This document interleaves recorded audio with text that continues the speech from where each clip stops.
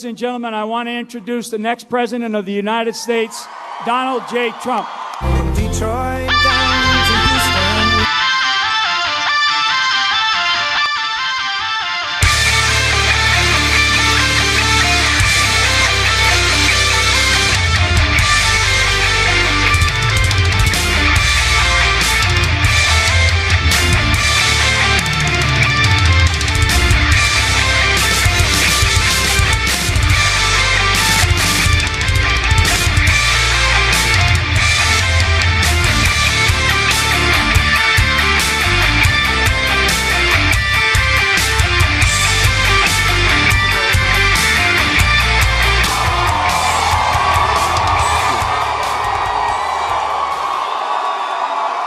Thank you. It is so great to be here in Pueblo, Colorado. We love Pueblo.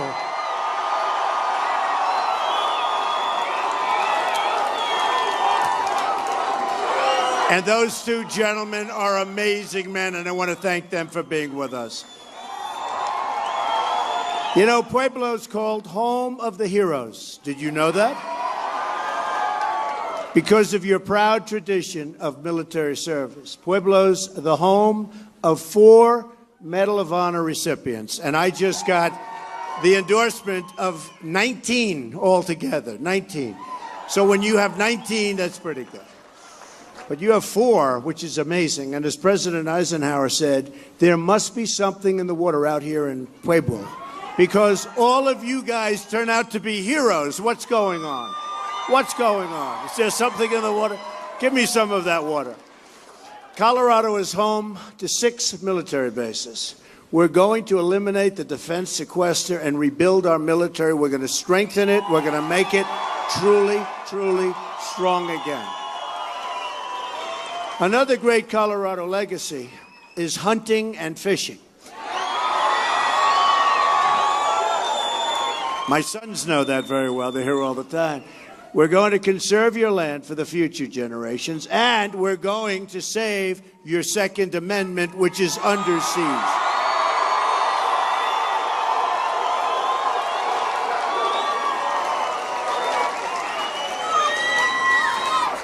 There are a lot of people in this room. This is very impressive. Thank you. Thank you. It's a great honor. It's a great honor. One other issue of such great importance in Colorado is energy. Crooked Hillary Clinton wants to shut down the mines and shut down shale and shut down oil and natural gas. And we're going to end the war on American energy, and we are going to put the miners back to work. They have to be put back to work. I've also made a centerpiece of my economic revitalization plan the largest middle-class tax cut since Ronald Reagan and the largest regulatory reform in American history. We're going to do that. And Hillary Clinton is going to increase your taxes very, very substantially, and she admits it. At least she admits it. But that's because I know how overtaxed and overregulated the working people and companies in this country are. A central issue I would like to address today is our broken tax code, an issue of concern to all Americans. Along with securing our borders, rebuilding our military, keeping us safe from terrorism, redoing our trade deals, and bringing back jobs, and they're sort of one and the same, fixing our broken tax code is one of the main reasons I'm running for president. I've been saying from the beginning of this campaign how ridiculous, complex, and yes, unfair the tax system is. It is an unfair system, and so complex that very few people understand it. Fortunately, I understand it.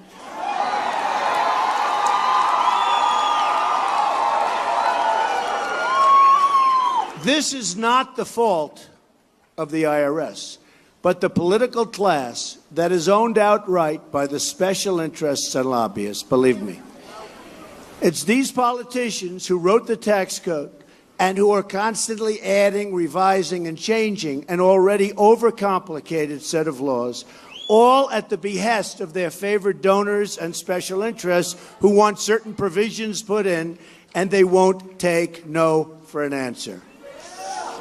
It's thousands of pages long, and almost no one understands it. The average American would need an army of accountants and lawyers to wade through it. Many so-called experts, due to their sheer size and complexity of the code, don't have a clue what these pages represent. These are experts. They get paid, and they don't even know what it represents. The unfairness of the tax laws is unbelievable. It's something I've been talking about for a long time, despite, frankly, being a big beneficiary of the laws. But I'm working for you now. I'm not working for Trump. Believe me.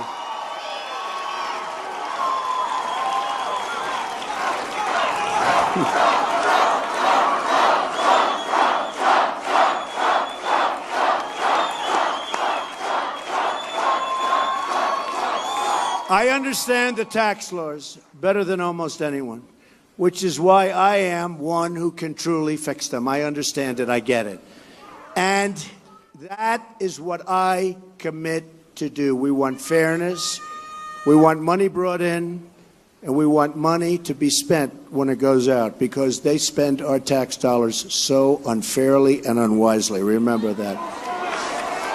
As a businessman and real estate developer, I have legally used the tax laws to my benefit and to the benefit of my company, my investors, and my employees. I mean, honestly, I have brilliantly used those laws. I have often said on the campaign trail that I have a fiduciary responsibility to pay no more tax than is legally required, like anybody else. Or, put another way, to pay as little tax as legally possible.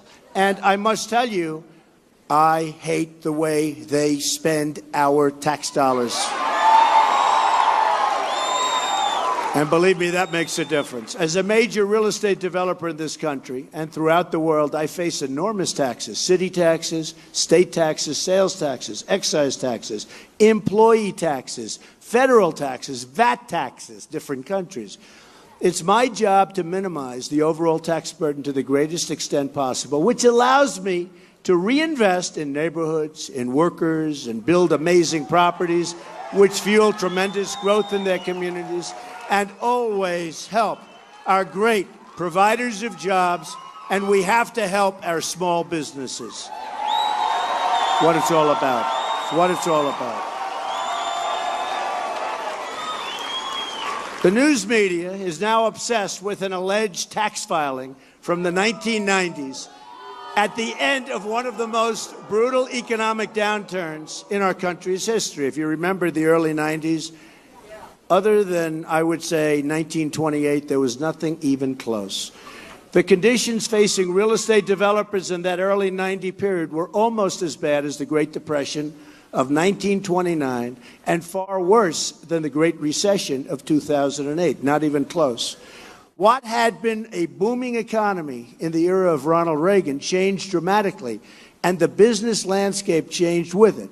Bank failures and collapse, the absolute total destruction of the savings and loan industry, and the implosion of the retail market and real estate in general, something we've never seen anything like it. Many business people, including many of my competitors and some of my friends, were not able to survive.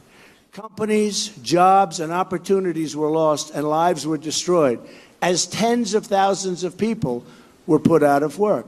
Some of the biggest and strongest people in companies went absolutely bankrupt, which I never did, by the way. Are you proud of me?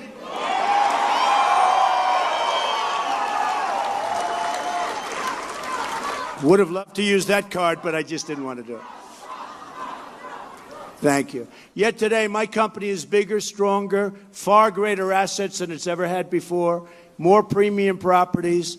We've never done better. It's the strongest we've ever been. And we employ thousands of people, and over the years have employed thousands and thousands of people, which is the thing that frankly makes me most happy. That did not happen by chance or luck. It happened by action and talent. A lot of talent. I was able to use the tax laws of this country and my business acumen to dig out of the real estate mess, you would call it a depression, when few others were able to do what I did. In those most, if I'm a star, thank you, you are too.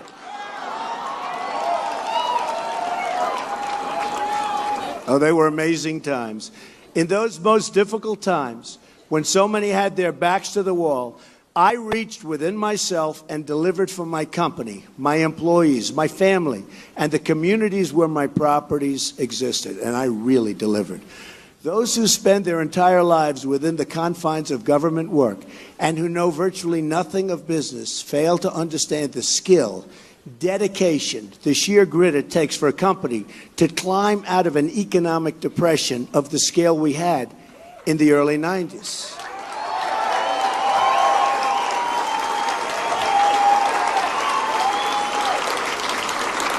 People like my opponent, Hillary Clinton, whose only...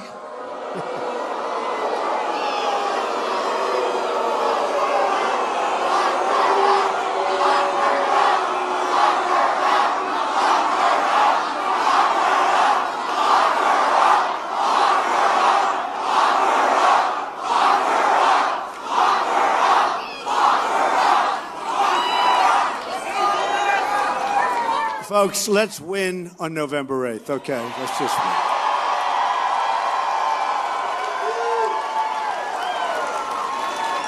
win. Anyway, her only method of making money is by selling government favors and granting access to special interests, know nothing about how businesses succeed and grow. Hillary Clinton has never created a single job in her entire life. By the way, we have somebody who has. Where's Bernie Marcus? Where's Bernie? Bernie Marcus, founder of Home Depot. Go to Home Depot. He only created about hundreds of thousands. How many jobs does Home Depot produce right now, Bernie? How much? Millions. Millions, Bernie. That's a lot of jobs. A great guy, a great man, an unbelievable entrepreneur, and somebody that put a lot of people to work. And Home Depot is a terrific company. And thank you for being here, Bernie. Appreciate it. Thank you. They haven't added a single dollar of value, people like Hillary, to the American economy. Hillary Clinton hasn't made an honest dollar in her entire life. All she does is takes from you, takes from your country, and peddles influence to donors, special interests, and foreign actors for astronomical dollars like you've never seen before. It's corruption of the highest order. You know it, I know it, she knows it, and plenty of other people know it, but they're not doing anything about it. Well, I made my money as a very successful private business person, following the law all the way. Hillary Clinton made her money as a corrupt public official, breaking the law and putting her government office up for sale. And now she's running for president. By her own account, Hillary Clinton left the White House dead broke. She said, dead broke.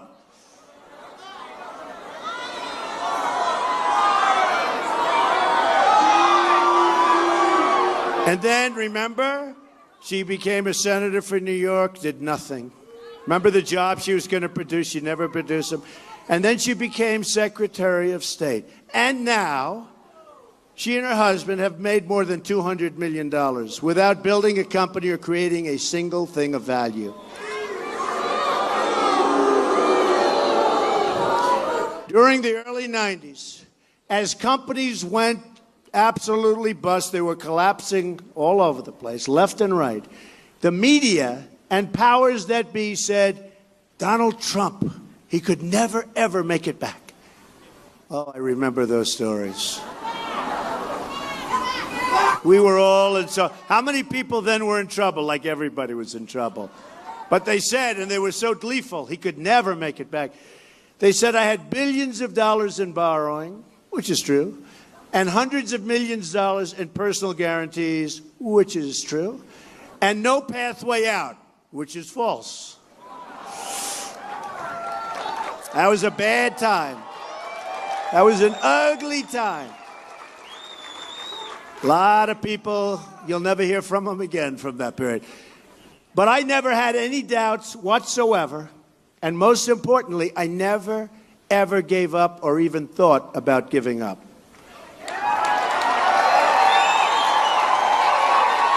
That's because I knew in my heart that when the chips are down is when I perform the very best. That is always when I perform the best.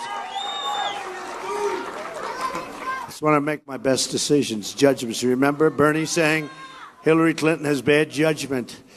And honestly, my single greatest asset probably is temperament, because if you didn't have the right temperament, you could have never escaped that financial jungle, that's for sure.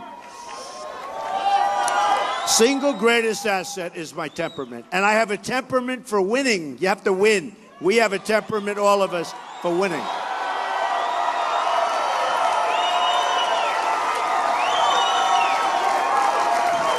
And when people make the mistake of underestimating me, that's when they are really in for their biggest surprise. Same thing with a lot of the people in this room. Just look at what happened in the primary. Remember the primary? Trump's running. Oh, don't worry about it. He's a star of The Apprentice. He built a nice company. Don't worry. Just look at what happened. Our incredible movement is doing, just take a look. This is a movement, folks, a movement like they've never seen. What we've done is amazing. And now we have one person left, Crooked Hillary, and we have to beat her on November 8th. And you have to get out and vote, and you have to get out and make calls, and you have to do. And jokingly, I like to say, if you're sick, if you get the absolute worst prognosis from the doctor, and it looks like maybe you're not even going to make it, it doesn't make a damn bit of difference. Get up and vote on November 8th.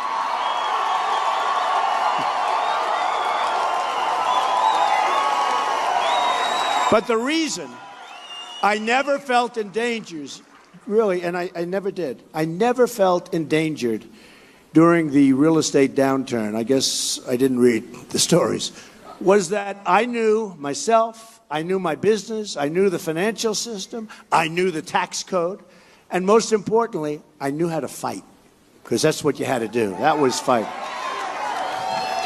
And that's what I am. I'm a fighter. And I'm now going to fight for you. I'm not fighting for me anymore. I'm fighting for you. Fighting for you. With my knowledge, I knew that I would make a comeback without question. I had never had a doubt in my mind. And again, I don't know. I don't even think of it as a comeback. It was just like, we had tough periods, good periods, tough periods. We just knew that things were going to be just fine. But that is why I'm here today. Thank you, darling. And I'm praying for you, and I love you. Great people. Now I get the whole hero thing. Now I get it.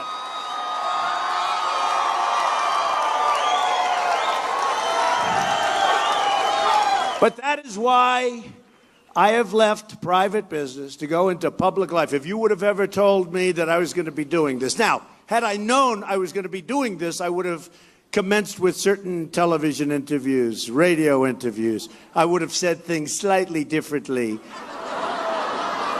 And I wouldn't have had as good a time in life and as much fun in life, but it would have made my life as a politician a little bit easier, right?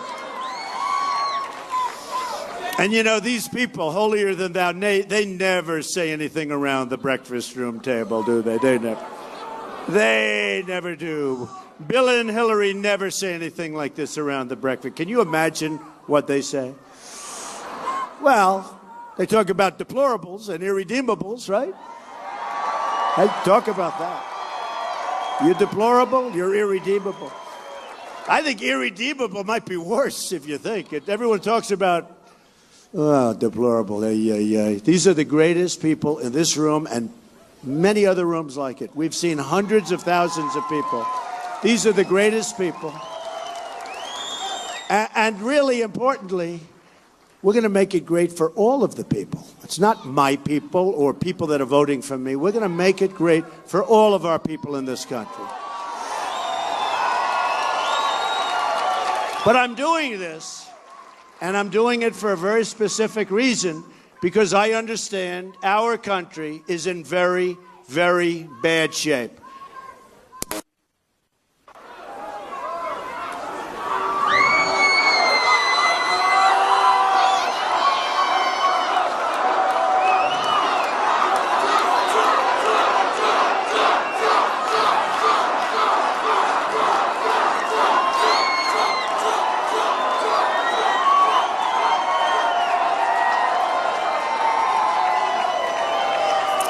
That's all right.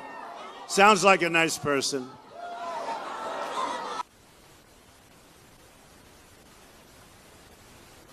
Oh, I thought that was the Commission on Presidential Debates that was working. I said, I didn't know they were here.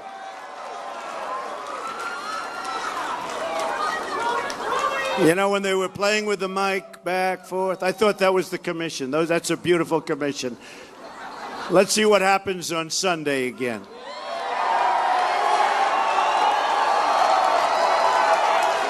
My biggest opponent was the microphone. And now our country is in need of a major comeback. It needs one now just about more than ever. We owe $20 trillion in debt. Doubled during Obama's period as president. Doubled. Think of it. But that's only part of the story. We have over $100 trillion in unfunded liabilities, and we have a budget that's out of control with annual deficits. In addition, because of the incompetence of our leaders, we run massive trade deficits on an annual basis. I'll get Bernie to negotiate a couple of these trade deals. You'll find out. And we now have almost $800 billion a year in trade deficits. And you say to yourself, who are these people negotiating our deals? Our country is broke. It's broke. And the worst part is that with all of the money we spend so foolishly all over the world, stupidly all over the world, we protect other countries with tremendous losses. And we want to protect countries. But they should pay us the proper amount. Why should we be losing money?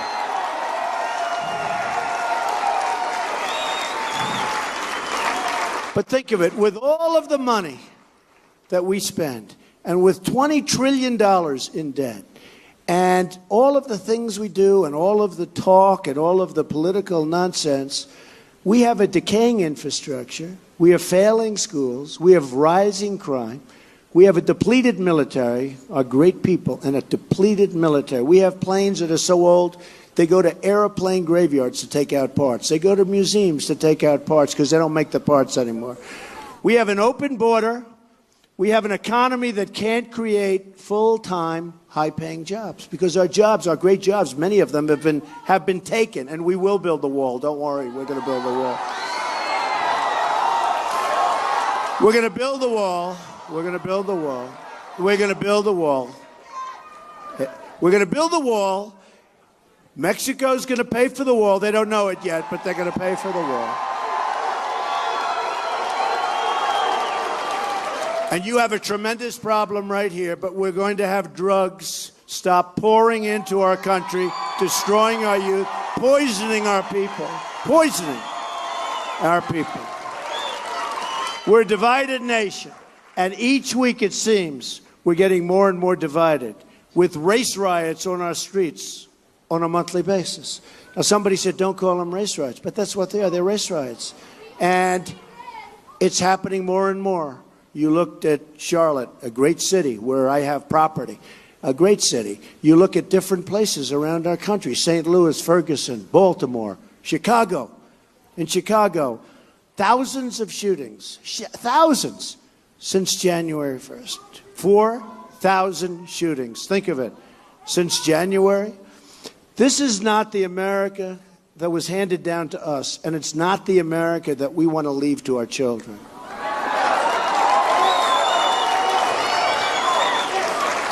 And it's certainly not the America we want to pass down to our grandchildren.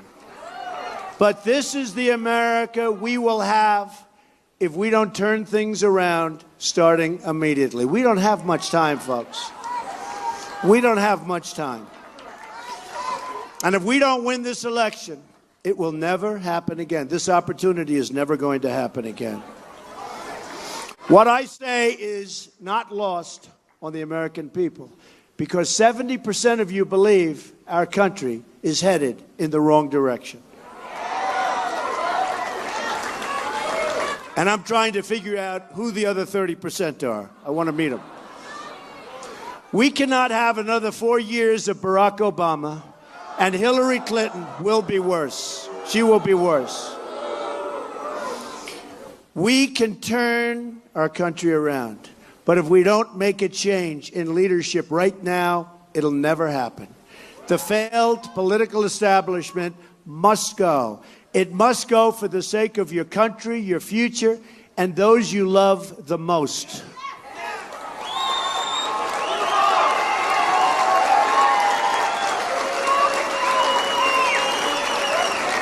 In the early 90s, they splashed the front pages with stories about how Donald Trump, they said I was finished.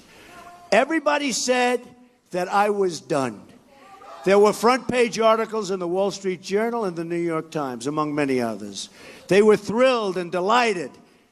And I'm still here. Can you believe these people? They must be going, they're going crazy. Can you believe? The Wall Street Journal, the New York Times, they are going crazy. They say 1990s, and now here I am still. They're saying, can we ever get rid of this guy? But they were thrilled to write these negative stories. So they said I was finished. The only person who didn't think that I was in trouble was a guy named Donald J. Trump. I didn't think I was in trouble. I sort of didn't know what they were talking about. Does that make sense? Power of positive thinking, but I didn't know what they were talking about. I started my company with a small loan, and as I grew, I borrowed money to grow the company, and big money from big banks. When the bottom fell out of the real estate market, I had this large amount of debt, and it stayed the same, but the value of assets plummeted, so you have to learn. I was young, and you have to learn, and I learned, and I worked really hard, but I knew how to use the tax code to rebuild my company when others didn't. I knew how to understand, and I fully understood the banks and the bankers and how to deal with them. I knew a lot, but my understanding of the tax code gave me a tremendous advantage over those who didn't have a clue about it, including many of my competitors who lost everything they had, never to be heard from again. They were never heard from again. Some people that I knew, they were good, they were doing a good job, never ever to be heard from again. Now they're gone, and I'm here, and I'm ready to turn things around for our country. We're going to do it. The early 90s was a very tough time for the world. But in tough times, you need very tough and very smart people. These are tough times for America. And I will tell you, we need very tough and very smart leadership. Not people who tell you what you want to hear, but people who tell you what you need to hear. We must never allow corrupt career politicians like the Clintons ever back into the White House again.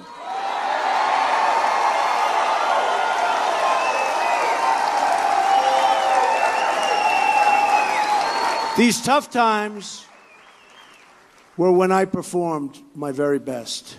The economy and banks, they were collapsing. The government was a mess.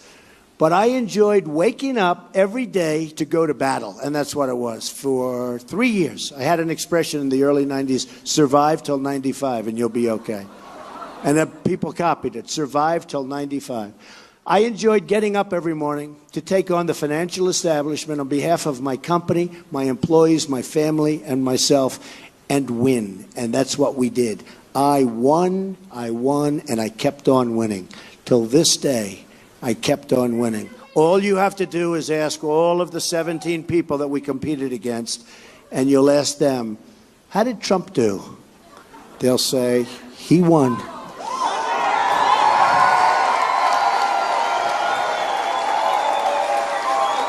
But that's the thinking we need for our country. That's the thinking we need when we're negotiating trade deals, which are horrible, and military deals and economic deals on behalf of the American people. We need great people negotiating our deals for us. We have the greatest negotiators and the greatest business people in the world, and we use political hacks to negotiate our deals. Not anymore, we're not. Not anymore.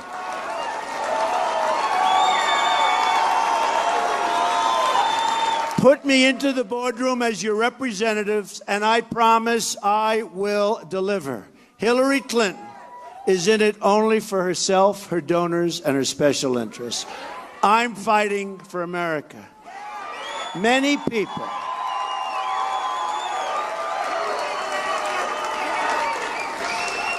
people have said over the years that I perform better under pressure than anyone they've ever seen. I've proven that over and over again. And that's what I do, and that's what we have to do right now, because our country is under tremendous pressure. When the pressure is on, when the odds are stacked against me and you, because many of you people are the same way, when people say it can't be done, that's when we just get started. We're going to change things around.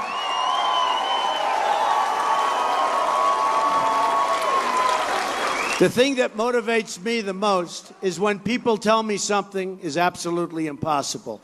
For me, impossible is just a starting point. That's when you begin.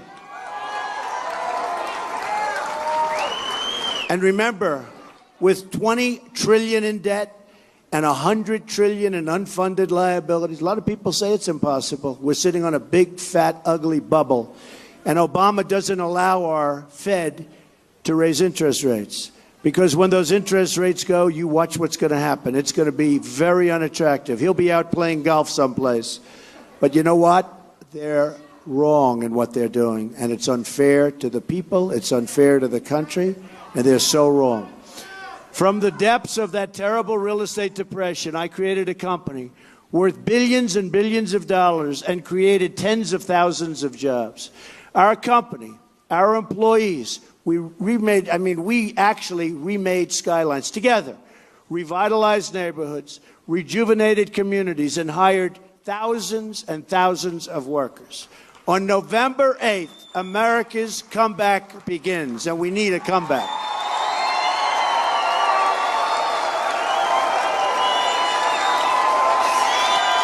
And we are going to rise up from our present challenges bigger and better and stronger than ever before.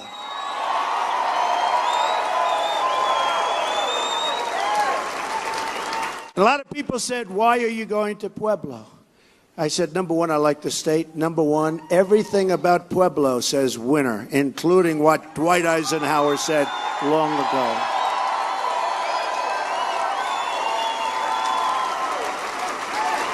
And they said, well, do you think they'll like you in Pueblo? I said, I think so. They said, well, you have a lot of Hispanics / Latinos in Pueblo. And I said, I think that's why they're going to like me, actually. That's why they're going to like me. Believe me. When you look at what's happening with the African-American community, when you look at what's happening with the Hispanic community, very, very unfair. Very, very unfair. Thank you.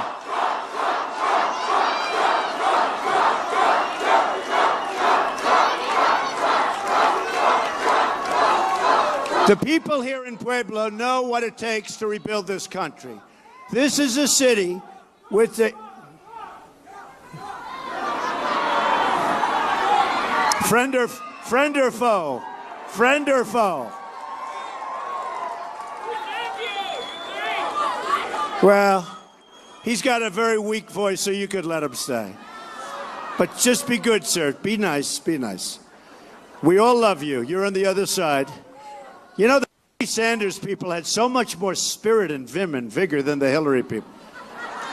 The Hillary people are not in the same category. If Bernie Sanders had not made the deal with the devil, he would have gone down in the history of politics as a very rare and unique person. But when he made that deal, and I know that he wished he didn't, his followers are lost. He had an event recently where 150 people showed up to hear him talk. And I will say this, we've always had by far the biggest crowds, but you know what? He was second. He was second. But he made a deal with the devil, and his supporters are no longer really his supporters any longer. That I can tell you. And you know, one of the things that Bernie Sanders and I agreed on is trade. And trade is something that is so sad for this country, what's happening, how your jobs are being taken. The difference is I can do something about it and make a bad deal into a great deal. All he knew is it was bad. And we want to do something about it. We just can't be a critic. This is a city with a rich immigrant history and a rich Latino history. The Latinos love Trump, right?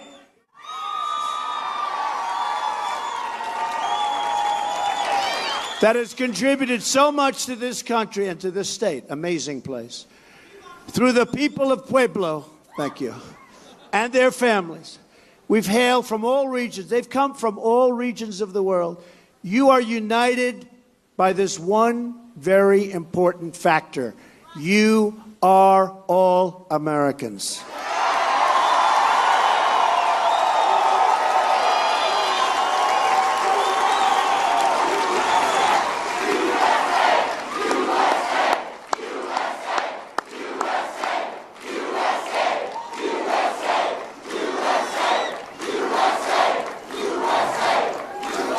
And as Americans, you're entitled to the same protections as every other American gets.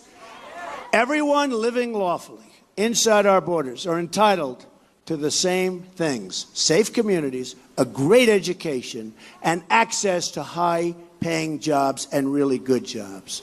And this isn't happening. This is the change that I will deliver. Hillary Clinton has been there for 30 years, delivering nothing but talk and failure. You know, the other night when we were at the debate, I noticed more than ever before, we're at the debate and she's saying she's going to do this or this or this and that. And I said to myself, why hasn't she been doing it for 30 years? Right? Just talk. Her policies have brought death and destruction overseas and poverty at home. She's brought massive poverty for everyone, but especially for African American and Latino citizens.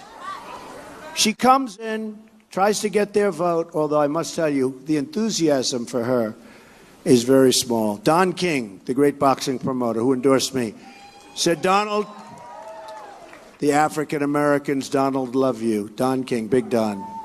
And here's a man, whether you like him or not, that's a smart cookie, a tough cookie, and he's done a job. He's done a job. But he said, you are going to see a big surprise on November 8th with, in this case, he was talking about the African Americans. He said, you're going to see a big surprise because so many African American people love you and they want you to really help them out in terms of the inner cities in particular, where it's so dangerous, where education is so bad, where jobs are non-existent, where youth cannot get jobs.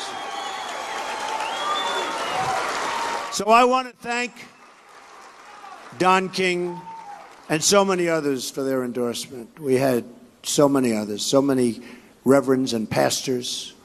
Bishop Jackson from Detroit, incredible people. Darrell Scott, Pastor Darrell Scott. So many, and I'm so honored by it, and believe me, I am honored by it. And Don said that Hillary Clinton takes the African American vote for granted. Here's the bad news. I don't think they're going to want to go out and vote for her. This is not Barack Obama, where they really had spirit to vote for him.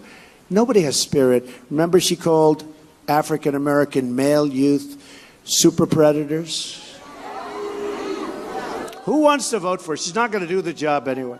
She opposes school choice, And she wants to trap African Americans and Latino children into the failing government schools because she's getting a lot of money from the teachers' unions. So she doesn't want to have choice, and she doesn't want to end Common Core so we can bring education locally, which is very important. She doesn't want to do that. We're going to get poor minority. I'm telling you, the Commission on Presidential Debates is operating this microphone. Every time the Secret Service hears that sound, they go, whoa. No, that Commission on Presidential Debates, what a joke they are. I got to go through them on Sunday night again. And by the way, Mike Pence on Tuesday night, he has been fantastic.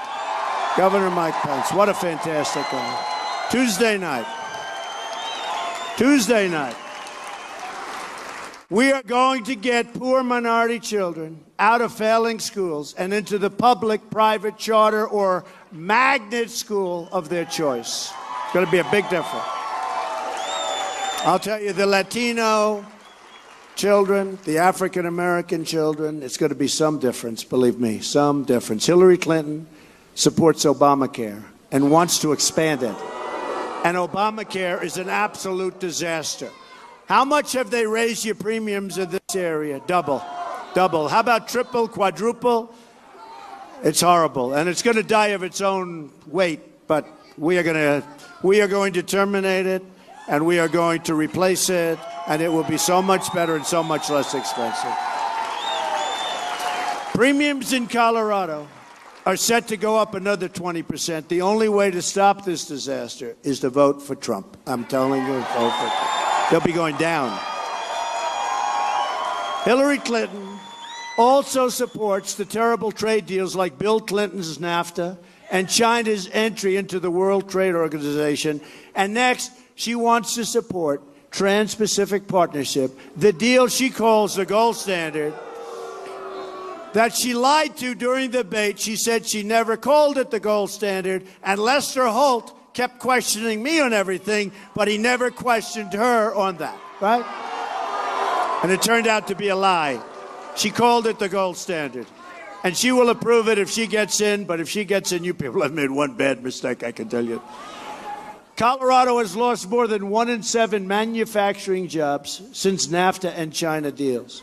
But while you've lost out, Hillary Clinton has raked in cash from her contributors. She and Bill have made $150 million in speeches, and she's a bad speaker, to special interests. They gave 39 speeches to big banks, including $2 million in speaking fees from Goldman Sachs. The Clintons received another $2 million from a Swiss bank after Hillary negotiated a favorable settlement for them as Secretary of State.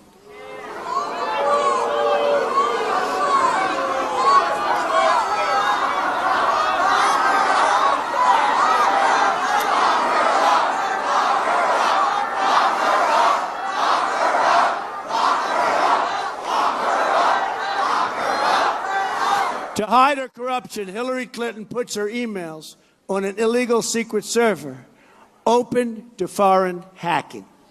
Then she deleted and bleached 33,000 emails after a congressional subpoena to hide them from the public.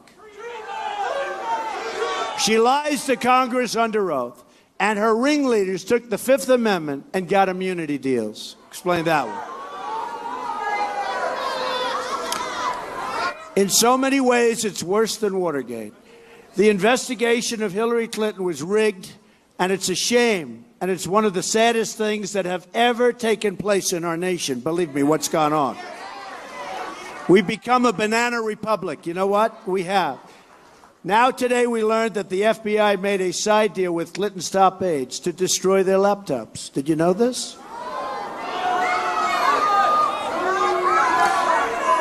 Let me repeat. The FBI reportedly made a deal to destroy the laptops of government officials implicated in a massive criminal cover-up. I think you have a lot of great people in the FBI, and you do indeed. I think they're extremely upset at what's going on. Hillary Clinton is the ringleader of a criminal enterprise that has corrupted our government at the highest levels, and the American people have one chance to stop it by showing up and voting on November 8th.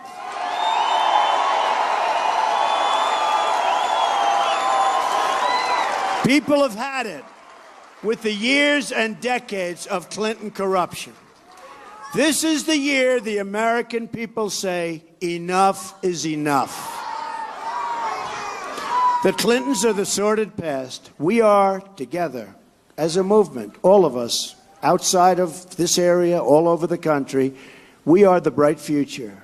Now, another issue I want to address today, finally, is immigration.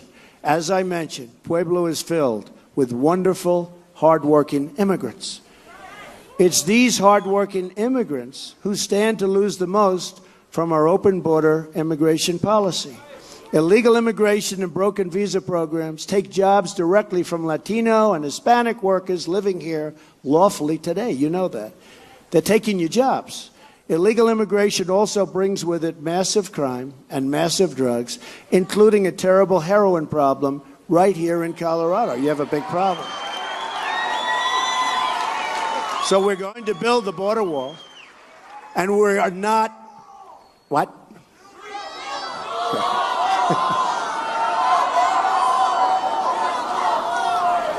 We're going to build a wall, and we're going to stop the drugs, the gangs, the violence from pouring into Colorado.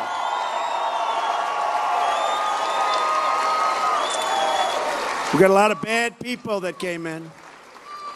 We have great people that came in, but we have a lot of gang members. We have a lot of drug lords. We have a lot of drug sellers. We're going to ship them the hell out, okay? Immediately. We're going to shut down the sanctuary cities that have led to the preventable deaths of so many.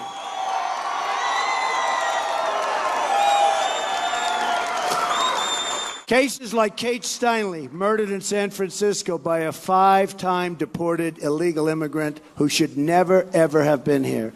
Or cases like Sarah Root, killed by an illegal immigrant, released at the border by President Obama, and then released again after the killing. There are over 2 million criminal aliens in this country, and we are going to get them out and get them out fast.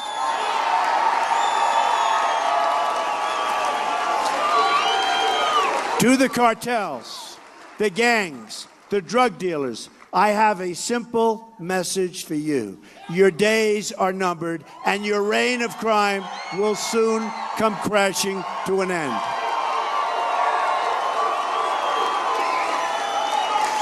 But we also have to keep our country safe from terrorism.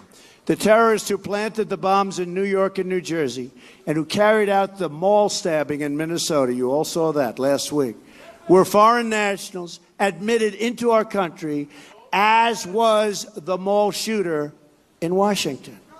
Or look at cases like the Boston bombers here on asylum, or the San Bernardino shooter here on a fiancé visa, nice visa, from Saudi Arabia, killed 14 people that gave them a baby shower a short while before, and she killed them.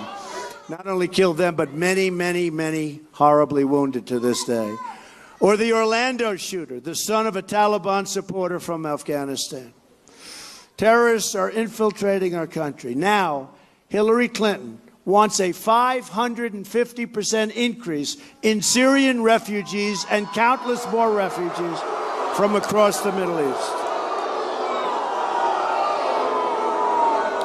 I want to keep your family safe.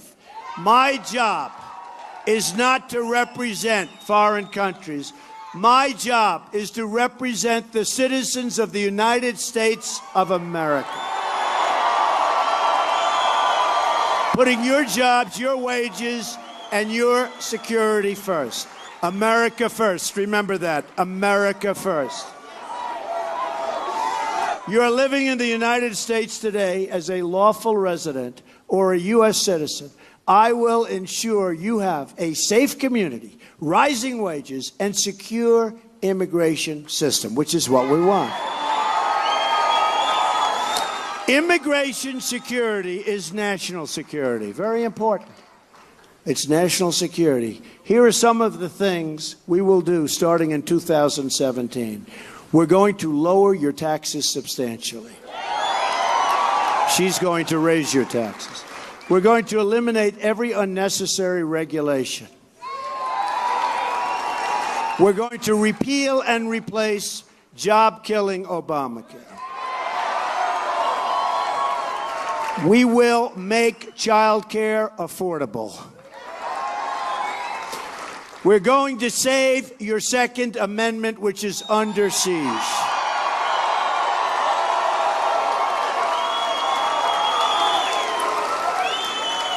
And I have the endorsement of the NRA very early on. Great people. We're going to support the men and women of law enforcement. And we're going to appoint justices to the Supreme Court of the United States who will uphold and defend our Constitution. We are going to finally rebuild America. We are going to revitalize America. We are going to unite America. We're going to come together as a people. Imagine what our country could accomplish if we started working together as one people, under one God, saluting one American flag.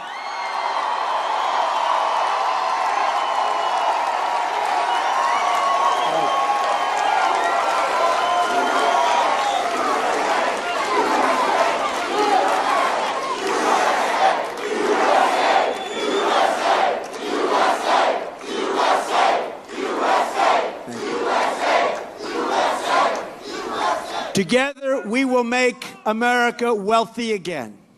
We will make America strong again.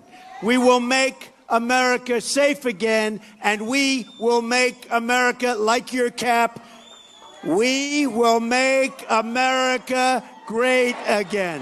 Thank you, everybody. God bless you. God bless you. Thank you. Thank you.